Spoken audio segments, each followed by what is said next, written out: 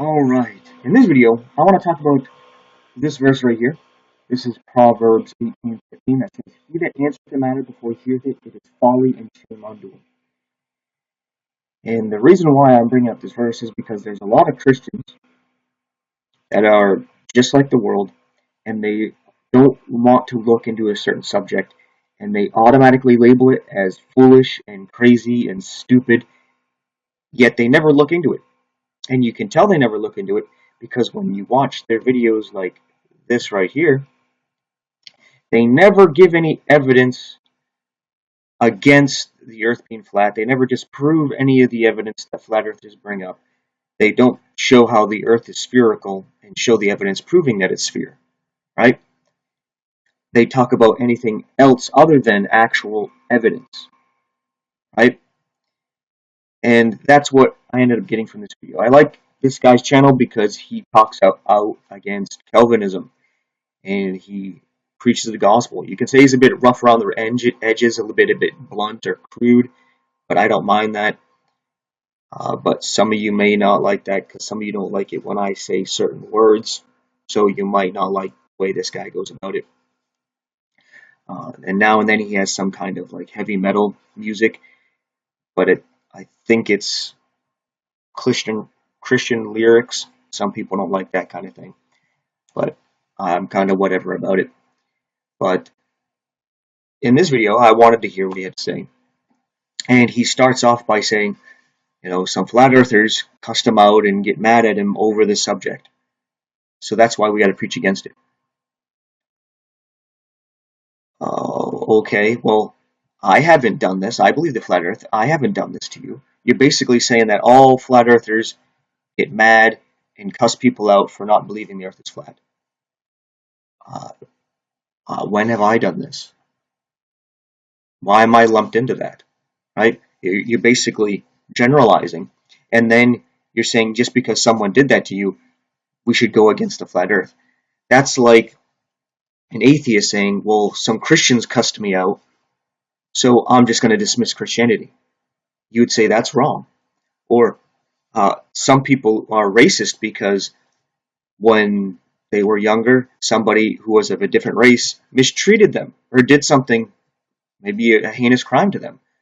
Like some black lady was mistreated by some white man, or some white fellow was mistreated by a black dude when they were younger, and it rattled them. So now they hate all white people, they hate all black people, they judge them all as being like that person that harmed them when they were younger, right?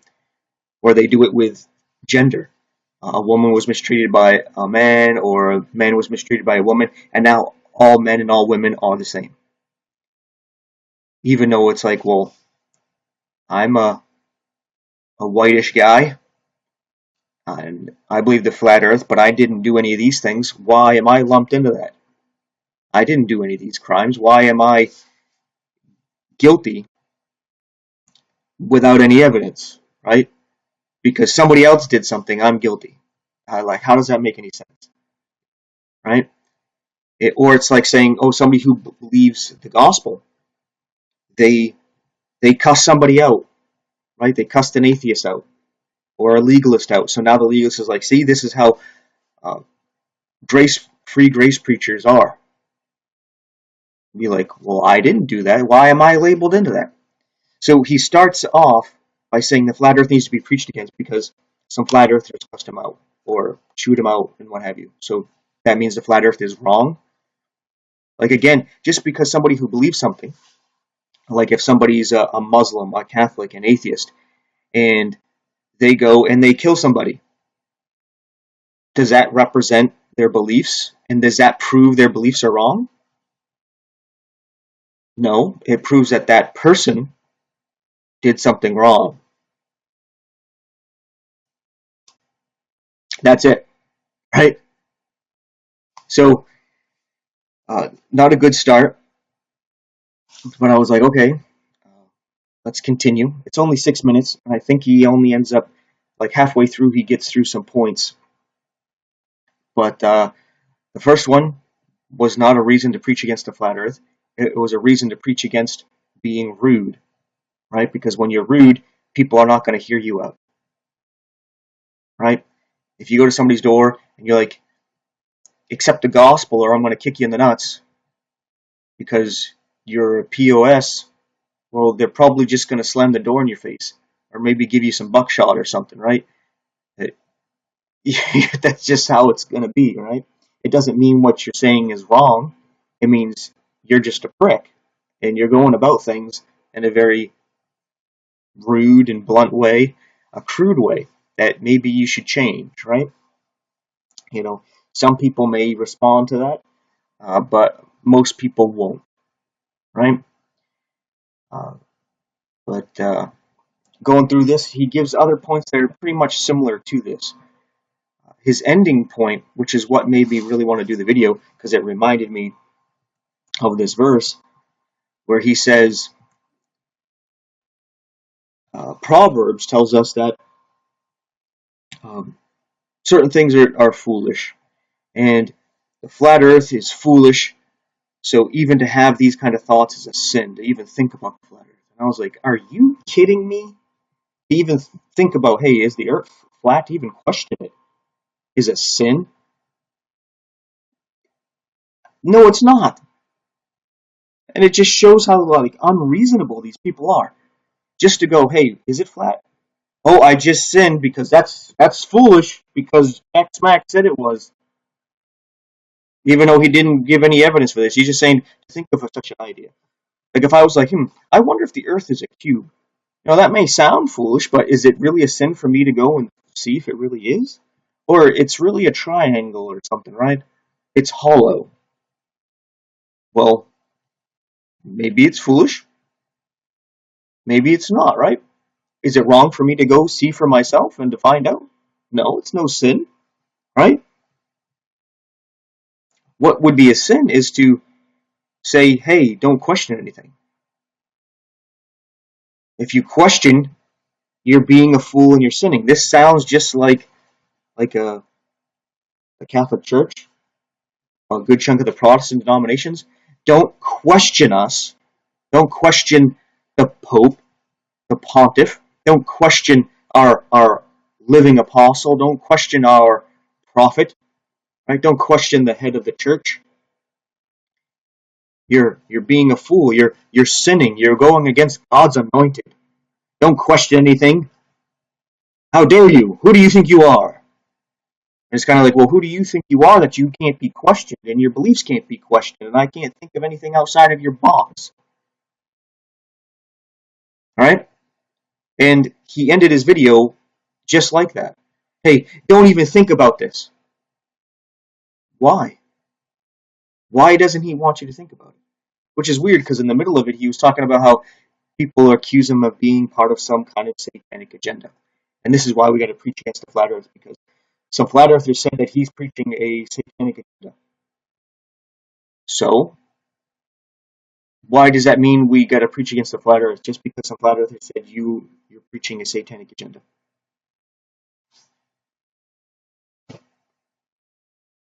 You know, it doesn't make any sense.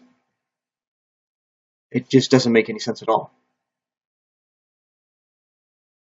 The logic in this is lacking. There's no reasoning to this. And this is what I get from a lot of people who are against the flat earth, these Christians. They are very unreasonable, and their response to the flat earth is showing that they never looked into it and that they're afraid to be God's fool in this world. They don't want to become foolish, that they may become wise.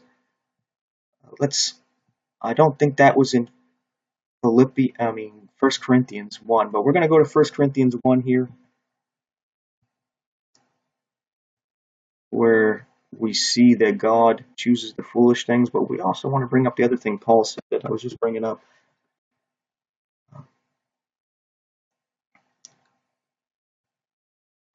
Where Paul says, become a fool that... Okay, it's still in First Corinthians, cool. 3:18. Of course, we're going to go to the good old KJV.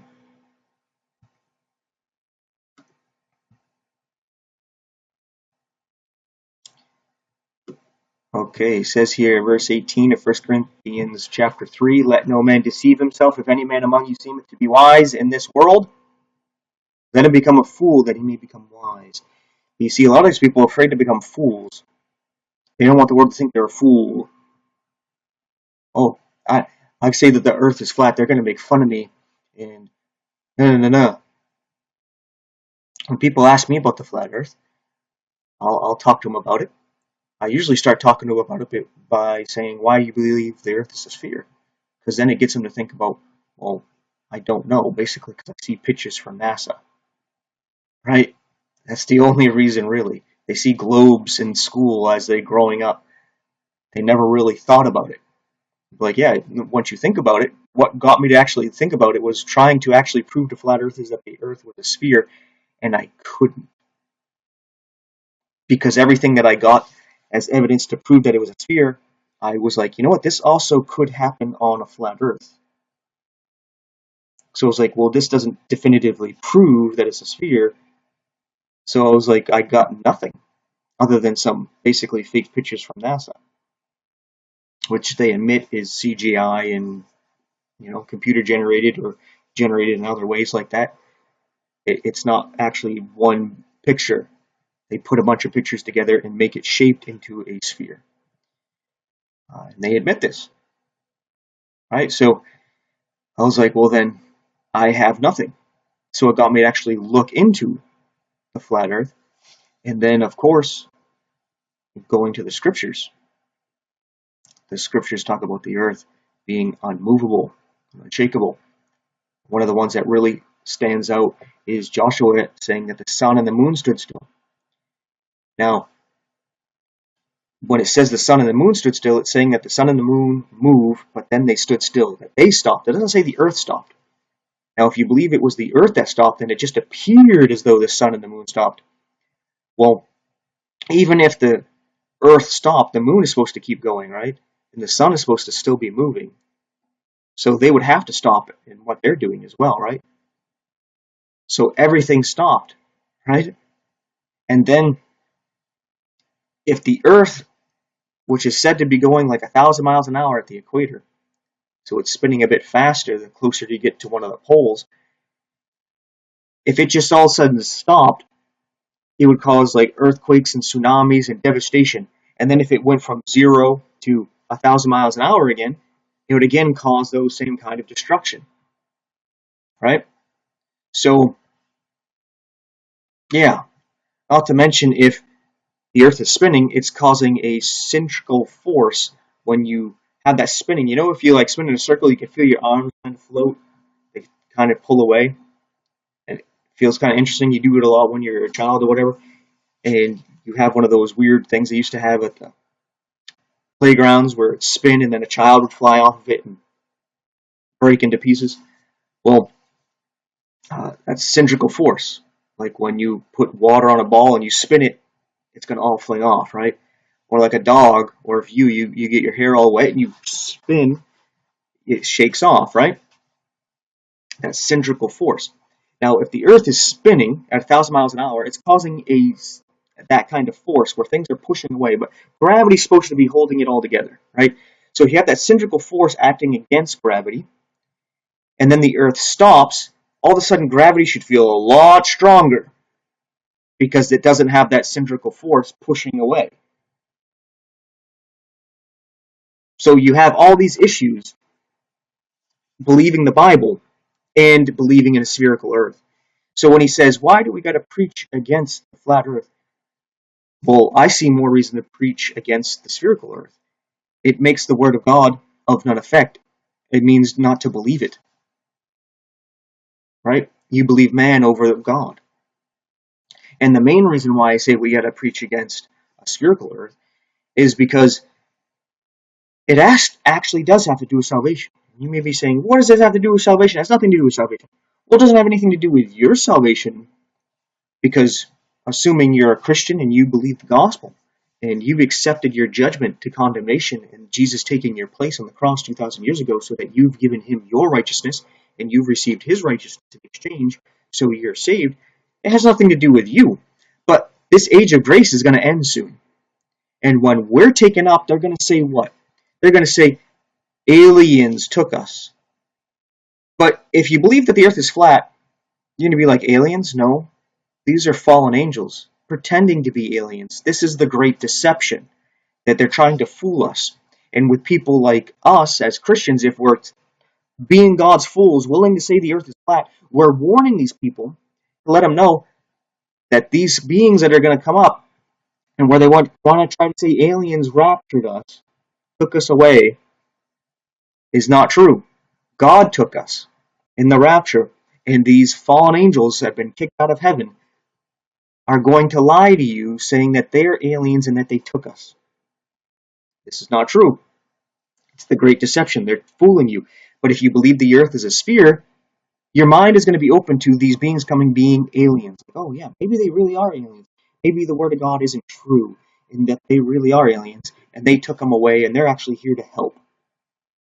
No, they're here to enslave you and to get you to fight against God. So you see, it has to do with the salvation of those who are left behind. Because if you prepare them, like I'm talking to family and friends, where they might check out this video, and if, God forbid, they don't truly believe and they stay behind, when these fallen angels show up, claiming to be aliens, I've told them the truth. And when I got raptured, hopefully they're going to be like, you know what, I'm going to listen to them now.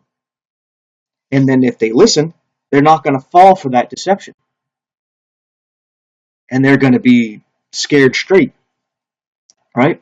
And hopefully strengthened to go through what's to come, to fight against it.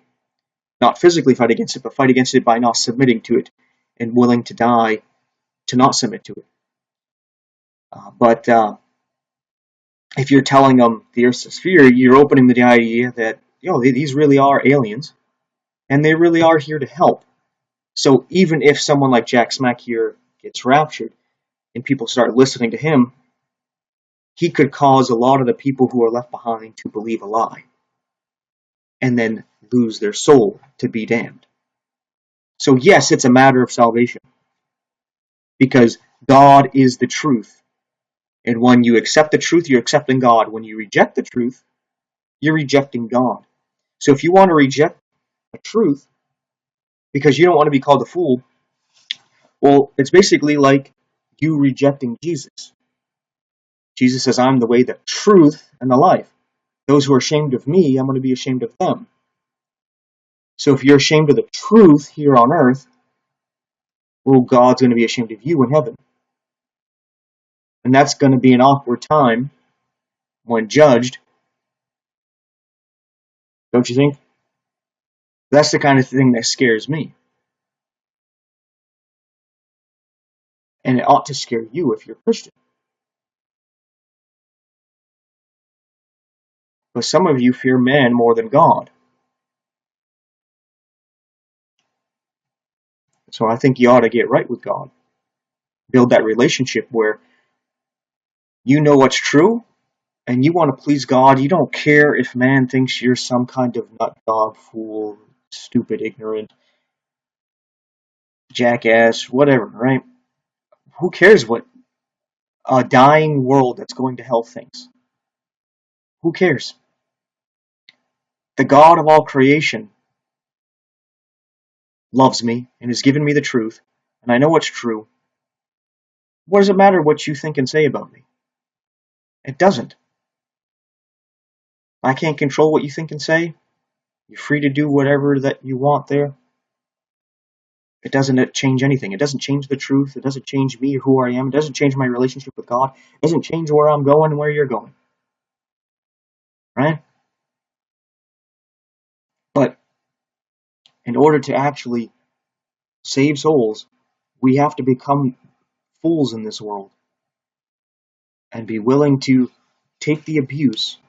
Just like Jesus, he had to take the abuse, going to the cross and doing what he did, being humiliated while going through the suffering to save us. Our burden is lighter. We say, oh, the earth is flat, because it is. And to wrap this up, I'll give a little bit of an evidence for that. And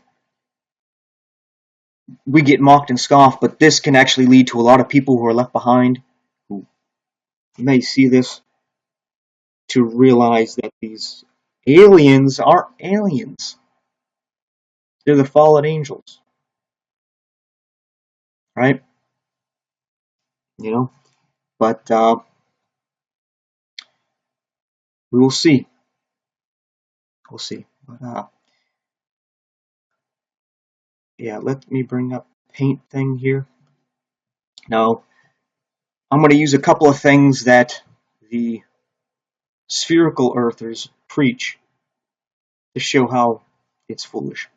Alright, so they'll say that when a sniper shoots off a bullet,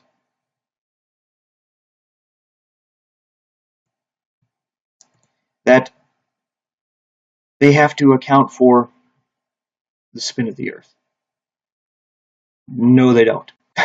That never happens, right? That's a lie. That's BS. And if they have to account for the spin of the earth, because while this bullet is flying through the air, the earth is spinning under it. When you have a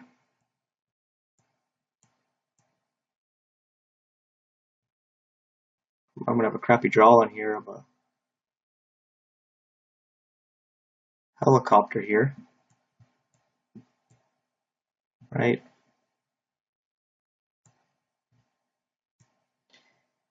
When that hovers off the earth, then the earth should move under it. So how come the earth is moving under this bullet, but it's not moving underneath the hovering helicopter? Or when you jump in the air, the earth doesn't move underneath you. Or if somebody jumps off a tree, a jungle gym, a really high building, why doesn't the earth move from underneath them? But it does move underneath a bullet. So you can see when something is inconsistent, it contradicts, then it equals a lie or bullshit.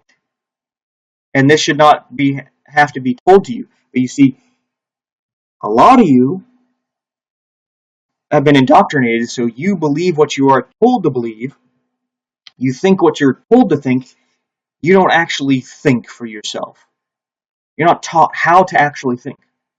Because if you actually used your brain, you would see, this doesn't make sense. This is not the same.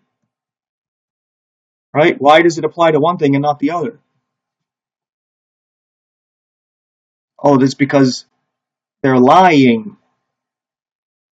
They're bullshitting you. They're telling you what to think, but if you knew how to think for yourself, you would put this together, and I wouldn't have to tell you. Right? So that's one thing there. Another one is where they say, let's see how well I can draw this here. A ship. I'm going to draw it here. This is the back end of it, and we're going to just put a little sail on it. So this is the butt. That's a bad looking B, but that's the butt of the ship, and obviously the front is going over that way. So what you end up seeing is, as time goes by, as it keeps going, it looks a little bit smaller. It looks like it's going down, right? And there you go, right? And then eventually it's just like this small thing. You can't really see it.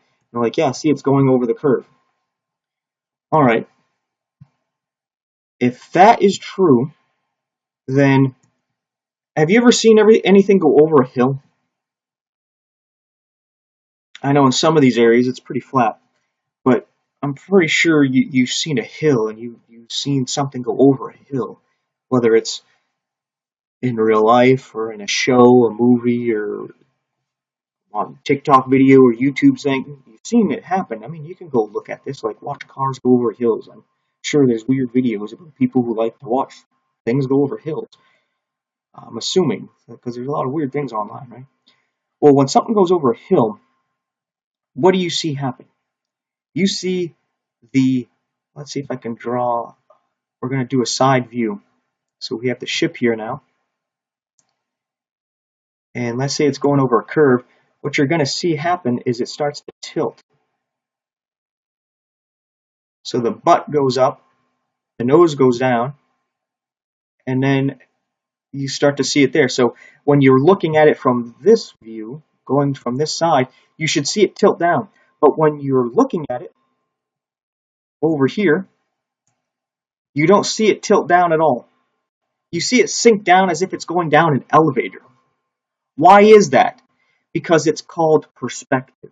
You see, let me draw a hallway for you. What you're actually seeing here is what you see in a hallway. You see how this hallway here, we'll put a couple of doors here, and we'll put doors here. We'll pretend you're at what is it called? A hotel or something, right? That's a wall here. We'll put a window. We'll put some, these are supposed to be lights.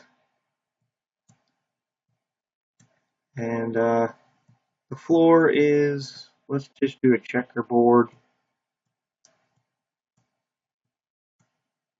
And when you're looking down the hall, you notice how the ceiling looks like it's coming down and it's pinching, like it's getting smaller. The floor looks like it's going up and it's pinching in.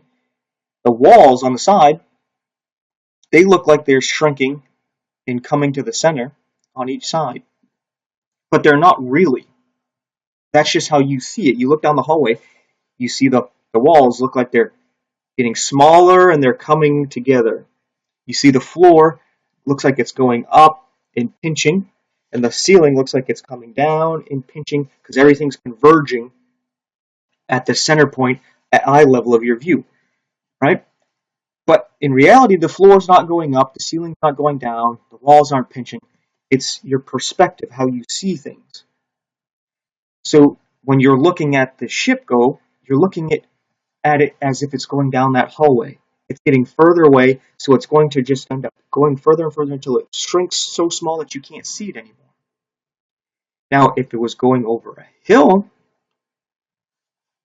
then you should see it actually tilt. It's like if you were standing on the top of an escalator, you saw someone get on an escalator, and they go down the escalator, you see them go straight down. That's how you see these ships go over the horizon, right? They go straight down as if they're on an escalator. And they just kind of slowly go down. They never tilt forward. If they're going over a curve, you'd see them tilt over because they're going over a curve, a hill.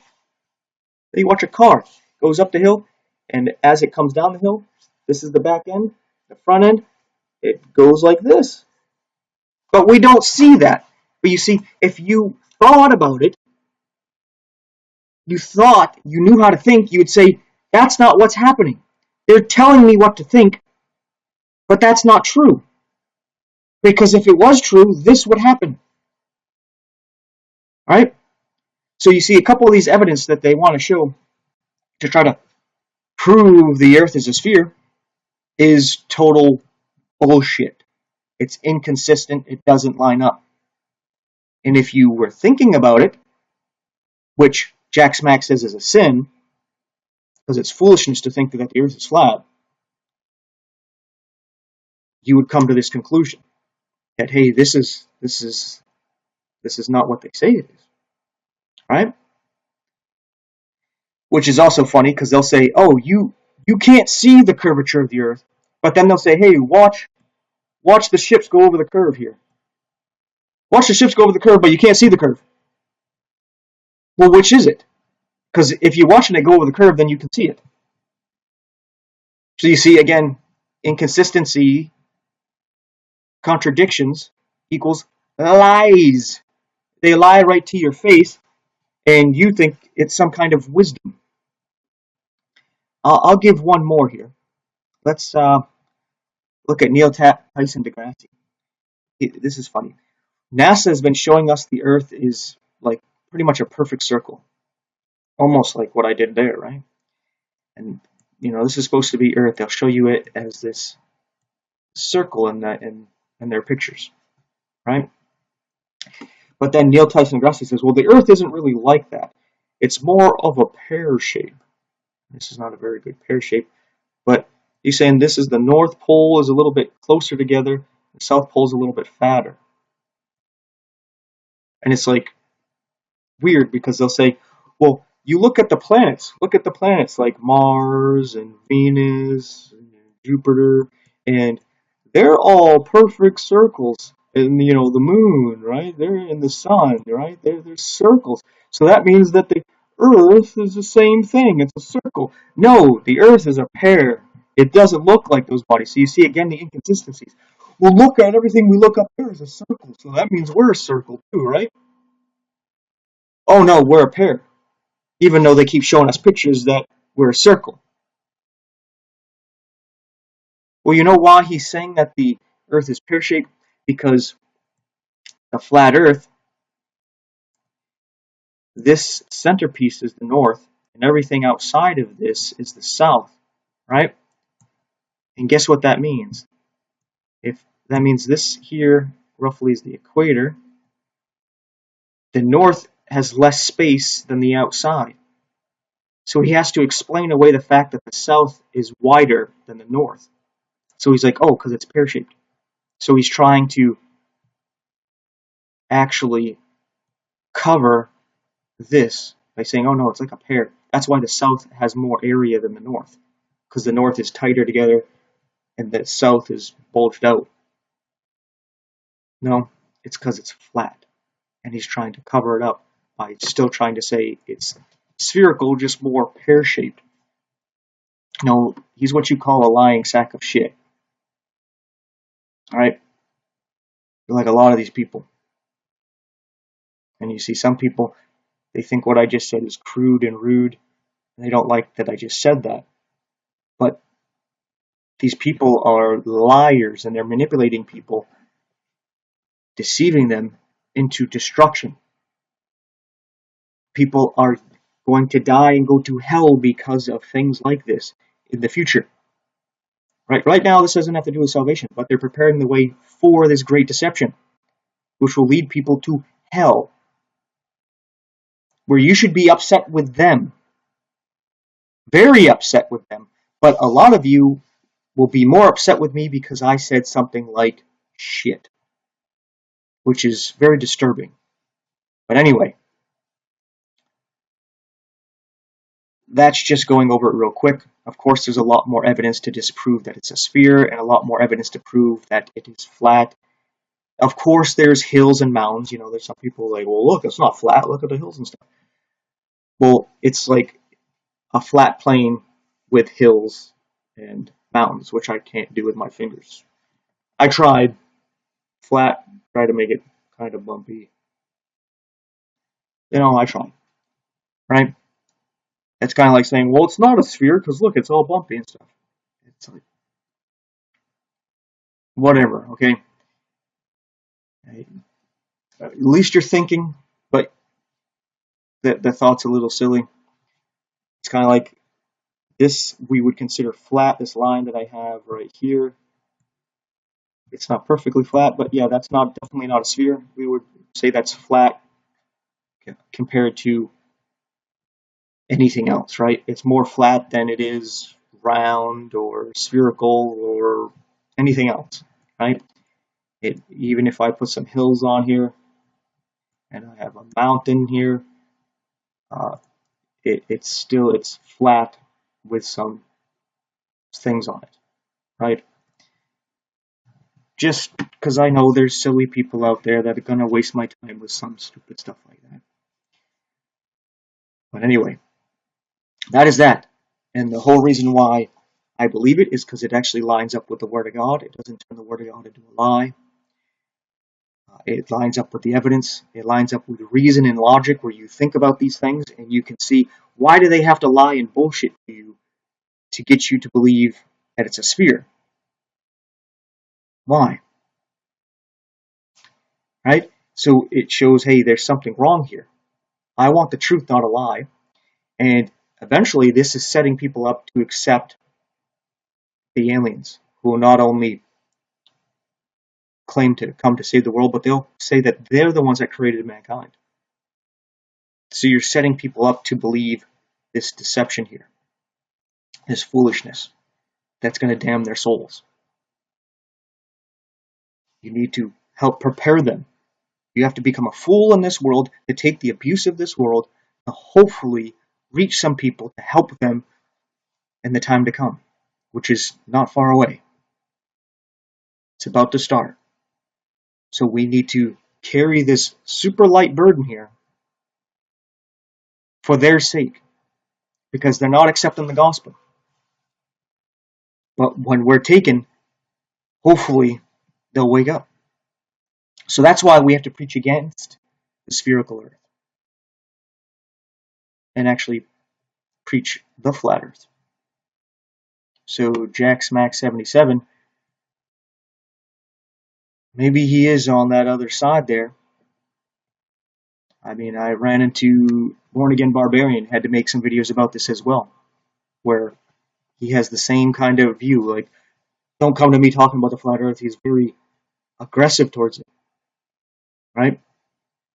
And it shows that it's either that they're on the other team, they're snakes in the grass, wolves in sheep's clothing, where they'll preach the gospel, but they also want to preach this nonsense and end up leading people to hell in the time to come. It's the same thing when I come across Robert Breaker.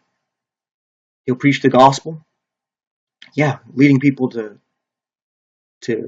Jesus to get saved. And like, he's a great guy. I got saved through him. I didn't, but people say this. But it's like, okay, yeah.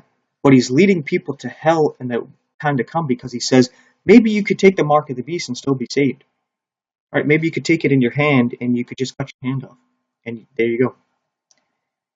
Well, now he's leading people in the time to come to damnation because they think they can take the mark of the beast and be saved, or just cut their hand off, right? So they can go get the mark of the beast, take advantage of the system, and then go cut it off, and there they go. That's not how it's going to work. Once you take it, you're damned. Just like everybody who is sealed with the Spirit of God now is saved and they can't be lost, the people who take the mark of the beast, the time to come, are damned and can't be saved. They've made their choice, they solidified it, they're sealed into Satan's body, with his spirit. They're damned. So yeah, these people might be doing some good things, but just like in Revelation chapter 2 and 3, where Jesus is talking to the 7 churches, he talks about some good things they're doing, but he doesn't ignore the bad things they're doing, and he calls them out for the bad things they're doing, that they need to be corrected.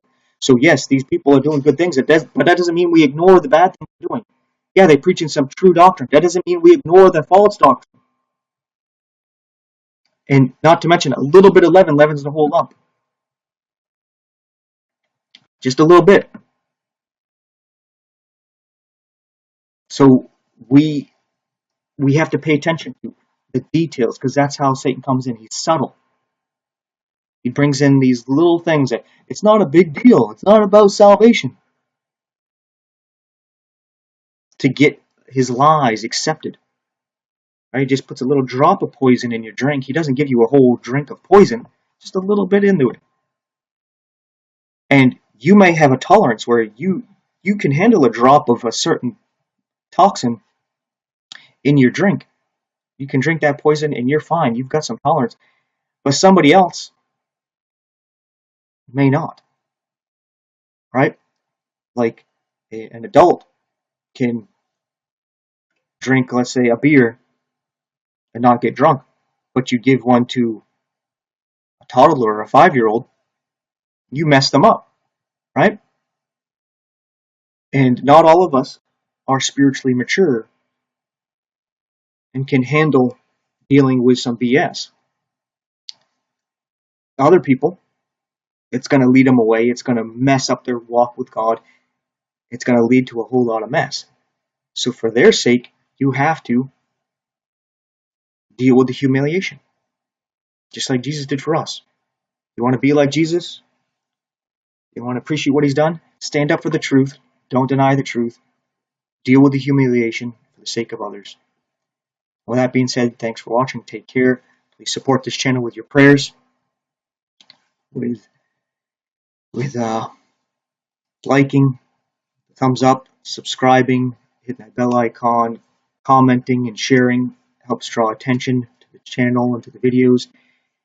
And if you can and you're able, you want to, you can financially support to help this ministry keep going, because I know times are rough.